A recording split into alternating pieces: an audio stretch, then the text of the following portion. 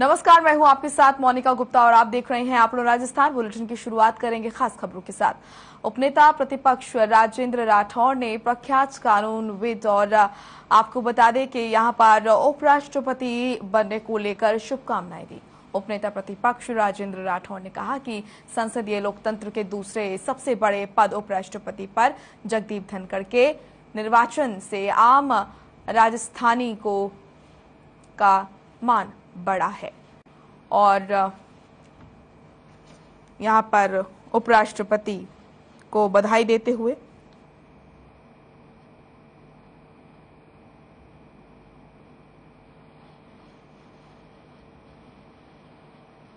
तो उपनेता प्रतिपक्ष राजेंद्र राठौड़ ने प्रख्यात कानूनविद और किसान पुत्र जगदीप धनखड़ को उपराष्ट्रपति पद पर निर्वाचित होने पर हार्दिक बधाई दी।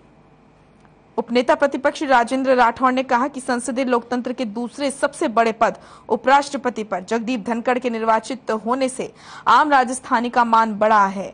ये क्षण हम सभी के लिए गौरवशाली है और मुझे पूर्ण विश्वास है कि जगदीप धनखड़ उपराष्ट्रपति पद की गरिमा के अनुरूप अपने दायित्वों का कुशलतापूर्वक निर्वहन करेंगे, जिसका लाभ समूचे राष्ट्र को मिलेगा।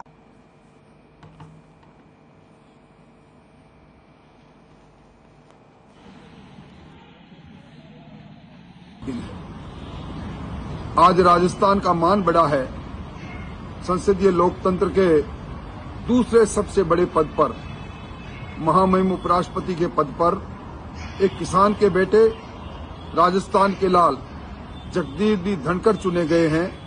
ये आम राजस्थानी का गौरव है, ये आम किसान की शान बड़ी है और हमें उम्मीद है कि जगदीप धनखड़, जिनकी कर्मशीलता से पूरा राजस्थान अच्छी तरह से परिचित है, वो इस संसदीय लोकतंत्र के दूसरे पद को भी उसी प्रकार गौरवान्वित और ऊंचा करेंगे, उसका मान सम्मान करेंगे। अजमेर के सरवार पुलिस थाने में सीएलजी की बैठक आयोजित हुई। उपखंड अधिकारी सुभाष चंद्र हेमनानी की अध्यक्षता में बैठक हुई। बैठक में ताजिया और रक्षाबंधन को लेकर सफाई और कानून व्यवस्था को लेकर चर्चा की गई। उपखंड अधिकारी सुभाष चंद्र हेमनानी ने ताजिए के लिए नगर पालिका को साफ सफाई के निर्देश दिए और साथ ही दोनों समुदाय के लोगों को आपसी सौहार्द और भाईचारे से त्योहार मनाने की अपील की। बैठक में मौजूद सदस्यों ने ताजिए के जुलूस निकाले जाने वाले रास्तों और व्यवस्थाओं को लेकर प्रशासन को अवगत कराया। इस दौरान उपखंड अधिकारी सुभाष चंद्र हेमनानी, तहसीलदार राम कल्याण मीणा, डिप्टी शमशेर, थाना प्रभारी सूर्यभान सिंह और सीएलजी सदस्य मौजूद रहे।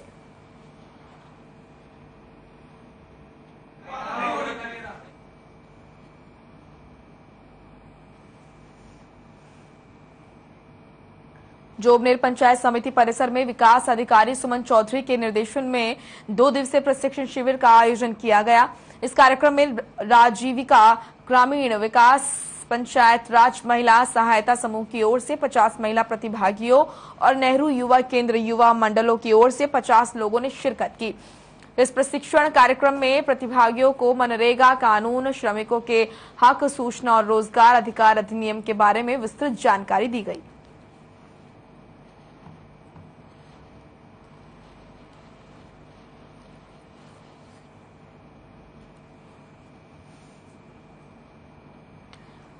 प्रदेश के खाद्य और नागरिक आपूर्ति मंत्री प्रताप सिंह खाचरियावास और नगर निगम जयपुर हेरिटेज महापौर मुनेश गुर्जर ने हिंगोनिया गौशाला का दौरा कर लंपी बीमारी के बाद गौशाला में रहने वाली 15,000 गायों के स्वास्थ्य की जानकारी ली। खाद्य और नागरिक आपूर्ति मंत्री ने कहा कि हिंगोनिया गौशाला में 41 गायें महामारी से पीड़ित होने के बाद में ठीक हो गई हैं और लंपी बीमारी से पीड़ित होने वाली गायों को अलग से रखा गया है और उनका इलाज चल रहा है। उन्होंने प्रदेश के लोगों से अपील करते हुए कहा कि लंपी बीमारी से पीड़ित गायों को स्वस्थ गायों से दूर रखा जाए तो इस बीमारी को फैलने से रोका जा सकता है। उन्होंने कहा कि मुख्यमंत्री अशोक गहलोत और सरकार गौ सेवा के लिए लगे हुए हैं और गायों के इलाज में कोई भी कमी नहीं आने दी जाएगी। मेरी बात तो इन्होंने ही बताया। अब जानते हैं जब गोमाता संकट में होती है तो लोग बहुत परेशान होते हैं और बीमारी कभी भी कहीं से भी आ सकती है, लेकिन बीमारी से लड़ने का हम सबका धर्म है। इस वक्त जिम्मेदारी बनती है कि बीमारी से मुकाबला किया जाए। सबसे अच्छी बात हिंगोनिया गौशाला राजस्थान की इतनी बड़ी गौशाला है जहाँ पे हजारों की तादाद में पशु हैं। यहाँ पे जो बीमार गाय, यहाँ की टीम की सबसे अच्छी बात ये थी कि इन्होंने पहले से तैयारी कर ली, एक अलग से बाड़ा रख लिया। तो बीमार गाय वहाँ पर अभी आपने देखी, तैयारी ये रखनी है कि यहाँ पर बीमारी नहीं फैले। गौशालाओं में जो गायें बीमारी से ग्रस्त है उनको अलग करना पड़ेगा और जो बिल्कुल तंदुरुस्त है उनको अलग करना पड़ेगा। राउंड किया तब पता चला कि सिर्फ 11 बच्चे हैं, 41 को इन्होंने स्वस्थ करके उसके स्वस्थ बाड़े में डाल दिया है। तो एक बहुत अच्छा आंकड़ा है। मैं इनके डॉक्टर्स को भी कहूँगी बहुत अच्छा काम कर रहे हैं। यहाँ पे मैंने पूछा डॉक्टर्स की टीम से कि यहाँ पे पूरी अवेलेबल है मेडिसिन, और अभी मेरी डॉक्टर से जो बात हुई तो उन्होंने ये कहा कि कहीं लोग बहुत भ्रमित हो रहे हैं, डरे हुए हैं कि ना इसका कहीं गायों का ऐसा दूध हम पी लें तो हमें ना हो जाए। तो अभी मेरी डॉक्टर से बात हुई कि ये कहीं भी फैलेगा नहीं, और 2 या 3 बार अगर किसी को थोड़ा सा लगता है कि ऐसी प्रॉब्लम हो सकती है, 2 या 3 बार अगर आप उसे गर्म कर लेंगे तो कहीं भी ये वायरस दूध भी नहीं जाएगा। जयपुर के सवाई मानसिंह इंडोर स्टेडियम में स्टेट कराटे प्रतियोगिता संपन्न हुई, जिसमें लगभग 350 से ज्यादा बच्चों ने भाग लिया, जिनमें चूरू जिले के 31 खिलाड़ियों ने भाग लिया, जिसमें जीडी मित्तल स्कूल के कोच मनीष वर्मा के सानिध्य में 7 बच्चों ने जीत हासिल कर सबका गौरव बढ़ाया। खासतौर पर लड़कियों ने उम्दा प्रदर्शन, कुछ बच्चों का नेशनल प्रतियोगिता में भी चयन हुआ है। ये बच्चे आगामी होने वाली नेशनल प्रतियोगिता में भाग लेंगे। वहीं स्कूल के प्रधानाध्यापक रामाकांत शर्मा ने बच्चों को मिठाई खिलाकर आगे होने वाली प्रतियोगिता के लिए शुभकामनाएं दी।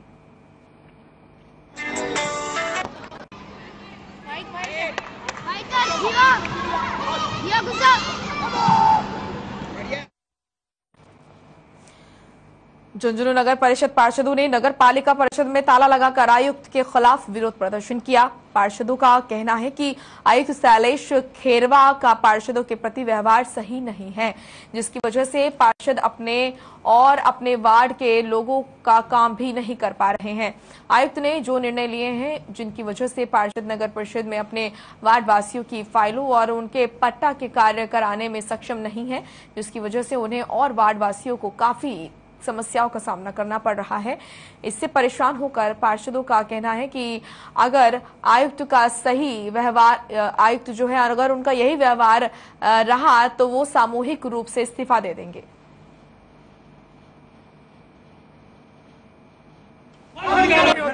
नगर परिषद को बंद करेंगे, ताला लगाएंगे और सभी पार्षद एक हैं, उसमें कोई पार्टीबाजी नहीं है। राजनीतिक रूप उठकर, राजनीतिक भेदभाव से ऊपर उठकर हम लोग पूरा धरना प्रदर्शन करें। मास्टर प्लान को लेकर सड़क चौड़ीकरण के नाम पर कार्रवाई दूसरे दिन भी लगातार रही। आपको बता दें कि लगातार ये जारी रही। आपको बता दें कि पहले दिन नगर परिषद ने 68 दुकानों और मकानों को नोटिस देकर तोड़ा था। इन दुकानों के मालिकों को मुआवजा नहीं दिया गया और कार्रवाई की गई। और वहीं इस कार्रवाई पर बीजेपी नेता मुकेश गोयल ने विरोध भी जताया था, लेकिन उन्हें प्रशासन ने जबरन पकड़कर पुलिस की गाड़ी में बैठा दिया और बंद कर दिया। कार्रवाई पर मुकेश गोयल का कहना है कि कार्रवाई सरकार के दबाव में की जा रही है। व्यापारियों को कोई मुआवजा नहीं दिया जा रहा, उनको अपनी दुकान और घरों से बेघर कर दिया। वहीं लीगल कार्रवाई नहीं है। वहीं नारेबाजी करते हुए कार्रवाई का विरोध भी किया गया था। तोड़फोड़ की कार्रवाई के दौरान एडीएम जगदीश आर्य, एसडीएम ऋषभ मंडल, तहसीलदार सूर्यकांत शर्मा और कई विभागों के अधिकारी कर्मचारी मौजूद रहे। तो कोटपुतली से खबर आप देख रहे हैं। नगर परिषद की कार्रवाई देखी गई। 68 दुकानों में जड़ा गया ताला और भारी संख्या में पुलिस बल यहां पर इस दौरान मौजूद, ताकि किसी भी तरह से कोई उत्पात न मचा सके। नगर परिषद की ये बड़ी कार्रवाई देखने को मिली। 68 दुकानों में ताला जड़ा गया। तस्वीरें आप देख रहे हैं। बुलडोजर भी चलाया गया और ग्रामीणों ने इसका विरोध भी जताया है। हालांकि बड़ी संख्या में पुलिस बल वहां पे तैनात था।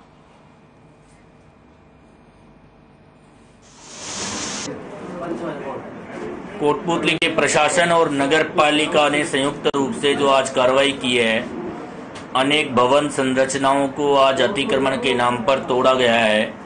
बिल्कुल आम जनता पर कुठाराघात है। यह निर्णय बिल्कुल मनमर्जी का है। जबकि अनेक प्रकरण हाईकोर्ट में चल रहे हैं। नगरपालिका ने पूर्व में जो एक प्रेस नोट जारी किया था 21 दिसंबर 2021 को, वह भी हाईकोर्ट ने 25 फरवरी 2022 को निरस्त किया था।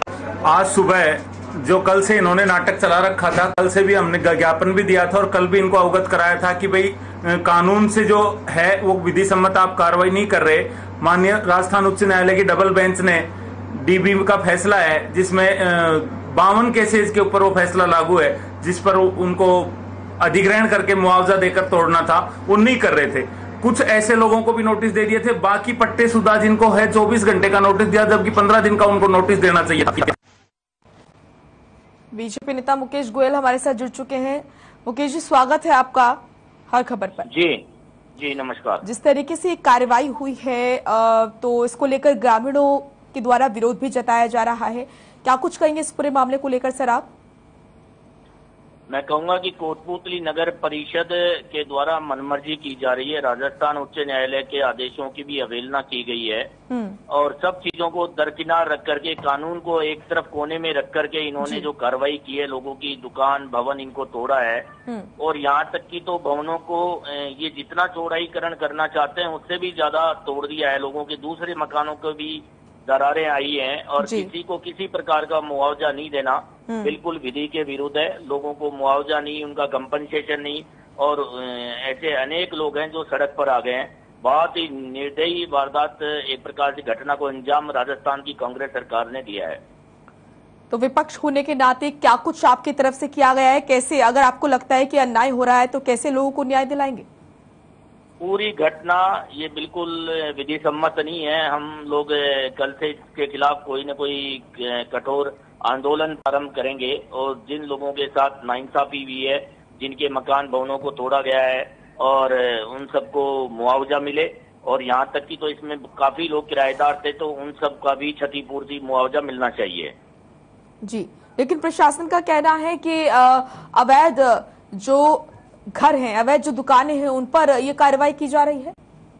प्रशासन ये बार बार बोल के झूठ बोल रहा है और माननीय उच्च न्यायालय के समक्ष भी उन्होंने कहा कि हम केवल अतिक्रमण हटाएंगे, जबकि धरातल पर कुछ और है। धरातल पर उन्हें उन मकानों को, भवनों को तोड़ा है जो 100 साल 150 साल पुराने मकान भवन थे और जिनके पट्टे नगर पालिका और खेतड़ी महाराजा रियासतकालीन पट्टे बनाए हुए हैं। पीढ़ी दर पीढ़ी जमीनें परिवार के पास आई हैं और उनकी मकान दुकान ये 100 साल 50 साल 40 साल 30 साल पट्टे शुदा है।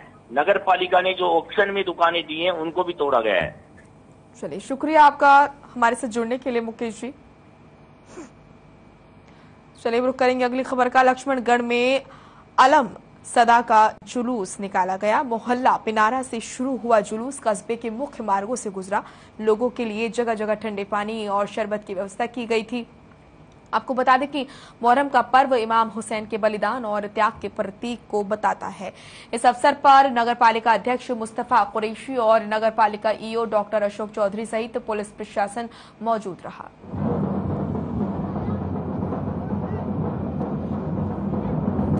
आलम सदा जो है यहाँ पिनारा में मोहल्लों से 2 बजे उठाया गया है और बहुत ही अच्छी तरीके से निकल रहा है और सबका सहयोग है। पुलिस प्रशासन भी मौजूद है, पार्षदगण भी मौजूद है और हम सब मिलके बहुत ही अच्छे शांतिपूर्ण निकाले। हर घर तिरंगा अभियान को लेकर डाक विभाग भी पूरी तरह से तैयार है। पोस्ट मास्टर भैरूराम कुमावत ने बताया कि शहरवासियों को उच्च कोटि का तिरंगा डाक विभाग से उपलब्ध कराया जाएगा। इसके लिए पाटा के पोस्ट ऑफिस पर 1000 तिरंगे उपलब्ध कराए गए हैं, जिन्हें शहरवासी आसानी से खरीद सकते हैं। तिरंगे के साथ एक पैम्पलेट भी दिया जाएगा जिसमें तिरंगे को फहराने और उसमें संबंधित गाइडलाइंस दी जाएगी, जिससे तिरंगा फहराने के दौरान कोई गलती ना हो। यह अभियान 1 अगस्त से 15 अगस्त तक डाकघरों में चलेगा।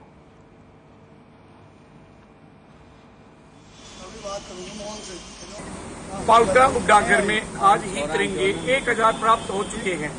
आप अपने स्थानीय स्तर से गांव में भी मिल रहे हैं और पोस्ट ऑफिस में भी सुबह 8 बजे से लेकर 6 बजे तक पाउटा में उपलब्ध रहेंगे। वैल्यू 25 रुपया है। भरतपुर के वैर में श्री मित्र भारत समाज संस्थान के पदाधिकारियों और यहाँ पर बहनों ने पूर्व सैनिकों को रक्षाबंधन पर राखी बांधने का कार्यक्रम आयोजित किया, जिसमें श्री मित्र भारत समाज संस्थान के संस्थापक कटारा के सानिध्य में पूर्व सैनिकों का स्वागत बंधन चंदन किया गया। पूर्व सैनिक संघ के अध्यक्ष बलराम कामर ने बताया कि सभी बहनों ने हम सबको राखी बांधी और मिठाई खिलाकर तिलक लगाया। वहीं पूर्व सैनिक संघ के सदस्यों ने भी बहनों को शॉल ओढ़ाकर सम्मानित किया और सभी बहनों की रक्षा का संकल्प लिया।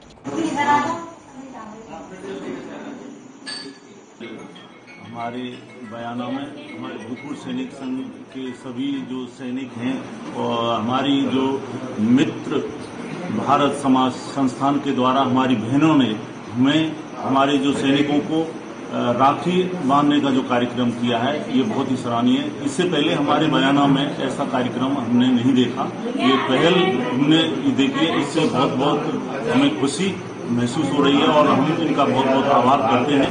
सर, आज रक्षाबंधन पर हमारा 25 साल से जाने में मनाया शुरू हुआ है। इस साल जो हमारा रक्षाबंधन हमारी बहनों के द्वारा जो मनाया गया है, ये इतना शानदार और एक जो नई पहले ये राखी अपन सरदार तो भेजते हैं सीमा पर, उससे पहले जो हमारे सैनिक भाई जो यहाँ हमारे मौजूद रहते हैं, उनसे जो अपन जो राखी बांधने का कार्यक्रम जो उन्होंने शुरू किया है, ये बहुत ही सराहनीय और शानदार काम है और ये आगे से बढ़ता ही जाएगा ये। और ये आगे जितने भी अपने जिले में अपने सैनिक जो भी होंगे, सबके साथ रक्षाबंधन पर्व। पूरा देश आजादी का अमृत महोत्सव मना रहा है। इस बार 15 अगस्त खास और अलग होने वाला है। इसको लेकर पूरे देश में तैयारी की जा रही है। पूरे देश में आजादी के 75 साल पूरे होने के उपलक्ष्य में विभिन्न कार्यक्रमों का आयोजन किया जा रहा है। इसी क्रम में चित्तौड़गढ़ जिला मुख्यालय पर स्थित हजारेश्वर महादेव मंदिर में भोलेनाथ की भक्ति के साथ देशभक्ति की धारा भी बहती दिखाई दी। हजारेश्वर महादेव मंदिर में भी आजादी के अमृत महोत्सव थीम पर भगवान भोलेनाथ का श्रृंगार किया गया। महंत चंद्र भारती महाराज के निर्देशन में भगवान भोलेनाथ को तिरंगे से श्रृंगार किया गया और मंदिर से भी दीवारों पर तिरंगा ध्वज लगाए गए। मंदिर में भी तिरंगा ध्वज लगाए गए और श्रृंगार के बाद में महाआरती का आयोजन किया गया और भजनों का आयोजन हुआ। 75 वर्ष जो है सभी युवाओं को और सभी चित्तौड़गढ़ के निवासियों को भारत माता से जुड़ने के लिए और उनमें अंदर से जागृति लाने के लिए आज महादेव को, हजारेश्वर महादेव को जो है तिरंगे में जो है ढक दिया गया है। और परमपिता परमेश्वर हमारे देश को, हमारा देश पहले है, उसके बाद हम हैं। राजस्थान में तेजी से संक्रामक बीमारी लंपी स्किन गायों में फैल रही है और ये बीमारी जानलेवा है। विशेषकर गौशालाओं में इस रोग का अटैक सबसे ज्यादा देखने को मिल रहा है। एक जगह बड़ी संख्या में मौजूद गौवंश तेजी से संक्रमित हो रहे हैं। हालांकि विधायक इंद्राज गुर्जर ने पशु विभागों के अधिकारियों को निर्देशित करते हुए गांवों में पशुओं के इलाज के लिए डॉक्टर्स की टीम गठित की, जिससे इस बीमारी से पशुओं को बचाया जा सके। वहीं पावटा क्षेत्र में लंपी स्किन बीमारी से ग्रसित 5 गौवंशों की सूचना पर मौके पर पहुंचे एलएसए गोविंद भारद्वाज ने खुद के खर्चे पर उपचार किया।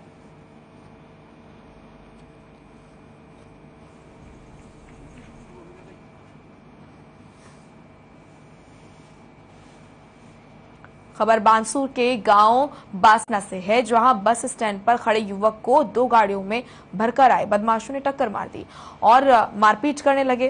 तभी बस स्टैंड पर खड़े लोगों में अफरा तफरी मच गई। वहीं युवक के पिता बीच बचाव करने आए तो बदमाशों ने पिता के साथ भी मारपीट की। मारपीट में युवक गंभीर तरीके से घायल हो गया, जिसको इलाज के लिए कोटपुतली रेफर किया गया। सूचना पर बांसूर डीएसपी मृत्युंजय मिश्रा मौके पर पहुंचे और घटना की जानकारी ली। 3 बदमाशों की पहचान कर ली गई है। हालांकि हमले के कारणों का पता नहीं चल पाया है। वहीं पुलिस बदमाशों की तलाश में जुट गई है। अभी कुछ देर पहले पुलिस को सूचना प्राप्त हुई कि इंद्राड़ा बस स्टैंड के पास एक लड़के के साथ मारपीट हुई है और सूचना के 10 मिनट के भीतर ही पुलिस मौके पर पहुंच गई थी। और ये संदीप जाट नाम का लड़का है जिस पर हमला किया। 2 गाड़ियों में ऐसा अब तक आया कि 2 गाड़ियों में लोग भरकर आए थे और इन्होंने उनके साथ मारपीट की और अब इसको सीएचसी बांसूर लेकर आए। तो एक पुलिस कमिश्नर आनंद श्रीवास्तव के सुपरविजन में जयपुर पुलिस को मिली बड़ी कामयाबी।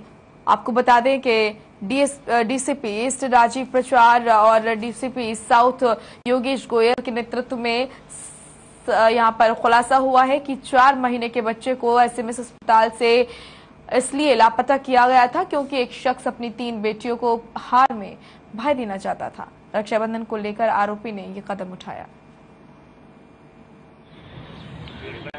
5 अगस्त की रात को थाना महेश नगर के कांस्टेबल भीम सिंह के पास एक स्पेसिफिक इंफॉर्मेशन आई जिसमें एक व्यक्ति ने इस अपराधी के बूढ़े को पहचान कर हमारी कांस्टेबल से संपर्क किया। वैसे 3 दिन में लगातार जब से ये सोशल मीडिया या आपके मीडिया के मार्फत लोगों तक ये पहुंची है इसकी फोटो, उसके बाद जनसाधारण के भी अनेक लोगों ने पुलिस को संपर्क किया। इसकी फोटो देखते हुए इससे मिलने जुलने वाले जो हुए थे उस आधार पर सूचना मिली और इन सूचनाओं को प्रत्येक सूचना को हमने तस्दीक की। अलवर के भिवाड़ी में दिन दहाड़े अज्ञात बदमाशों के द्वारा एक व्यापारी से 8 लाख रुपए लूटने का मामला सामने आया है। यहां बदमाशों ने तावड़ू के एक व्यापारी को कहरानी औद्योगिक क्षेत्र में बंधक बनाकर लूट को अंजाम दिया। पीड़ित संजय गोयल के थाने में रिपोर्ट दर्ज कराने के बाद पुलिस ने इलाके की नाकाबंदी कर अपराधियों की तलाश की, लेकिन तब तक बदमाश फरार हो चुके थे। पुलिस ने सीसीटीवी के आधार पर आरोपियों की तलाश शुरू कर दी है। फोन पे बात हुई, बोला साहब मैं कहरानी में लालकोट के पास वो वहां पहुंचते बोले सर मेरा अंदर मकान है, बैठ के बात कर लो। वहां वो कमरे पर ले गए। कमरे पर ले जाते 3 व्यक्ति साजिशन और आए, जो मुझे ऐसा प्रतीत हो रहा था कि वो साजिश के तहत आए और उसको धमका के और उसको कमरे में बंद कर। बयाना पुलिस को बड़ी कामयाबी हाथ लगी है। कोतवाली पुलिस ने एक नाबालिग से गैंगरेप के मामले में वांछित आरोपी को मध्य प्रदेश की दतिया जिले के प्रसिद्ध पंडोखर आश्रम से गिरफ्तार किया, जहां वो पहचान छुपाकर भक्त बनकर रह रहा था। पुलिस के अनुसार पकड़ा गया आरोपी गांव शेरगढ़ निवासी दिलीप गुर्जर है, जो ITI का कोर्स कर रहा था और 24 जुलाई 2021 को उसने अपने साथी के साथ मिलकर एक नाबालिग से दुष्कर्म किया था। इसके बाद पुलिस ने आरोपी विष्णु गुर्जर को गिरफ्तार किया।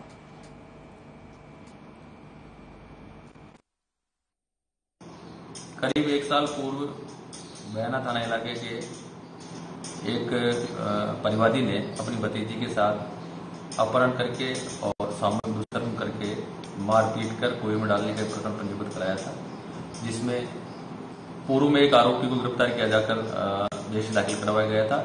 एक आरोपी इसमें फरार चल रहा था, जिसको थाना बयाना की टीम द्वारा पांडेश्वर जिला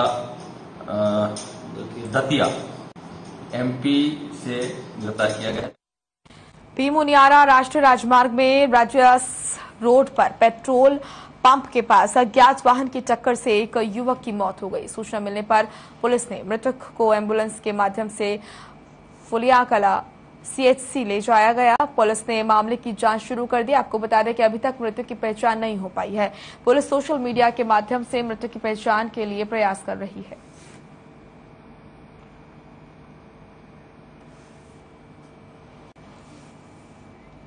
खबर श्रीगंगानगर से है, जहां युवक और युवती ने रावला के SKND खेत में बनी डिग्गी में छलांग लगा दी, जिसके चलते दोनों की मौत हो गई। और वहीं मौके पर पहुंची पुलिस ने दोनों के शवों को बाहर निकलवाया और पोस्टमार्टम के लिए शव को अस्पताल भेजा। वहीं तहसीलदार और रावला SHO आलोक सिंह मौके पर पहुंचे। आपको बता दें कि अभी तक दोनों तरफ से कोई मामला दर्ज नहीं हुआ है और प्रेम प्रसंग के चलते आत्महत्या करने का अंदेशा जताया जा रहा है।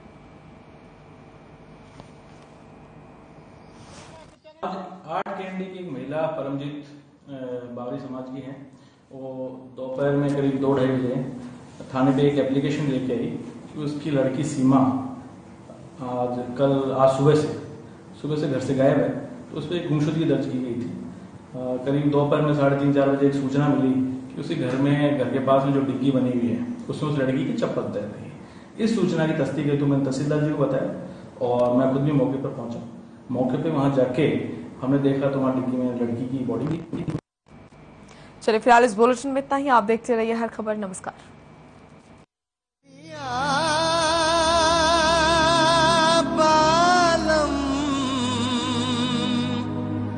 आ